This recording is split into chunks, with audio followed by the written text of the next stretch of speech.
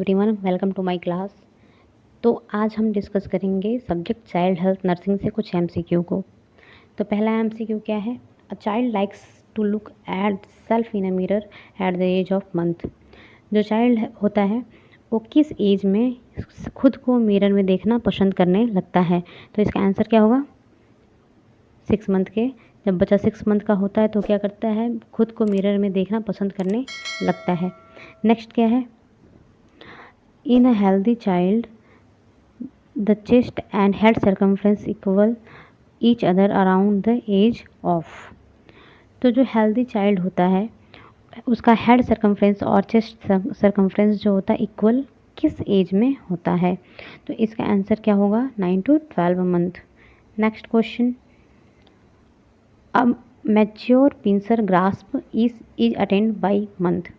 तो pincer graphs क्या होता है? पिंसर ग्राफ्स का मतलब होता है कि जो चाइल्ड होता है वो किसी भी चीज़ को होल्ड करता है तो थंब और जो इंडेक्स फिंगर होती है, इंडेक्स मतलब थंब के साइड में जो फिंगर होती है उसको इंडेक्स फिंगर कहते हैं। तो किसी भी चीज़ को होल्ड करता है तो थंब और क्या है, इंडेक्स फिंगर से किसी भी चीज़ को क्या करता है? होल्ड करता है। उसको क्या बोलते हैं? Pincer grasp. तो एक किस मंथ में बच्चा क्या करता है? पिंसर ग्रास्प करता है या होल्ड करता है? तो 18 मंथ में। नेक्स्ट क्या है? WHO define adolescent age group between. अब WHO ने एडोलेसेंट एज को किस एज में डिफाइन किया है या किस एज में बताया है कि ये एज क्या है? एडोलेसेंट एज होती है। तो आंसर क्या होगा? 10 to 90 ईयर को क्या बोलते हैं? WHO के अकॉर्डिंग एडोलेसेंट एज बोला जाता है। Next question, a 3 year old child can not do. जो 3 साल का बच्चा होता है वो क्या नहीं कर सकता है? तो क्या है? जो 3 साल का बच्चा होता है वो क्या है? स्क्वायर ड्रॉ नहीं कर सकता है।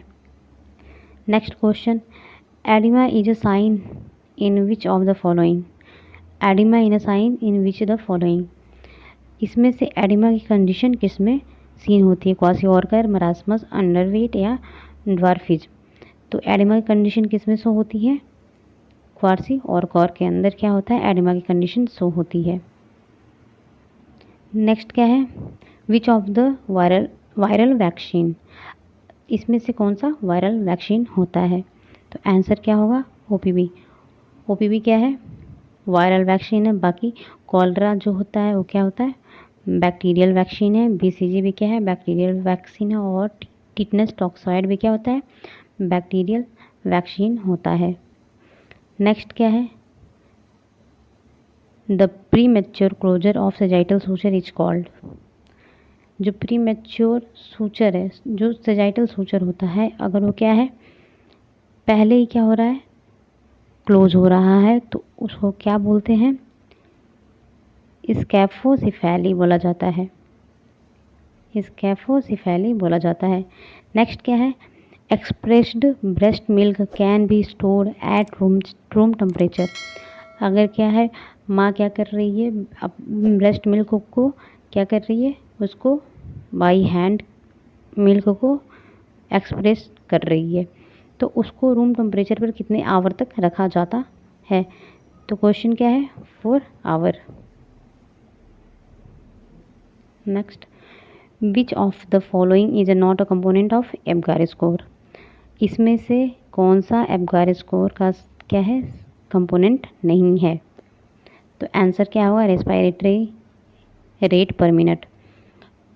अपीयरेंस में क्या देखते हैं हम? कलर देखते हैं, मसल स्टोन देखा जाता है, हार्ट रेट देखा जाता है, लेकिन रेस्पिरेटरी रेट नहीं देखा जाता है। रेस्पिरेटरी एफर्ट देखा जाता है। तो आंसर क्या होगा? रेस्पिरेटरी रेट आंसर होगा। क्या है? रेस्पिरेटरी रेट एब्गार स्कोर का कंपोनेंट नहीं होता है। नेक्स्ट हम बात करेंगे breast milk storage in a refrigerated is up to. इसका आंसर क्या होगा? 24 hour. Next, most common cause of neonatal death in India. तो जो नियोनेटल डेथ होता है, नियोनेट किसे कहते हैं? आफ्टर बर्थ टू 28 डेज को क्या बोलते हैं? पीरियड को नियोनेटल पीरियड कहा जाता है। तो सबसे ज़्यादा जो नियोनेट की डेथ होती है इंडिया में वो किसके कारण होती है? Pre maturity. 35% क्या होता है? प्री मैच्योरिटी के कारण डेथ होती है। 33% क्या होता है? इन्फेक्शन के कारण क्या होती है? नियोनेट की इंडिया में डेथ होती है। नेक्स्ट हम बात करेंगे विच vaccine is contraindicated in a child with history of convulsion. तो कौन सी वैक्सीन क्या होती है अगर किसी बच्चे को क्या है, कन्वर्जन की हिस्ट्री है, तो उसको कौन सी वैक्सीन नहीं देना चाहिए? तो इसका आंसर क्या होगा? DPT, diphtheria pertussis tetanus.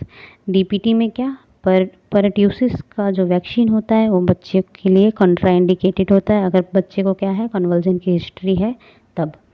Next क्या है? Preparation of prepared ORS solution stable for a period of. तो जो प्रिपेयर्ड ORS सोल्यूशन होता है, जो ORS सोल्यूशन होता है, जो हम उसको 1 लीटर पानी में मिक्स करके सोल्यूशन बनाए रहते हैं, वो उसका पीरियड कब तक स्टेबल होता है, मतलब हम उसको कब तक यूज कर सकते हैं?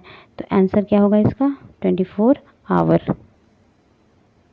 Next, sign and symptom of hypothermia are all except. तो इसमें से सभी क्या है? हाइपोथर्मिया के साइन है, एक को छोड़ के। तो इसका आंसर क्या होगा? Central cyanosis.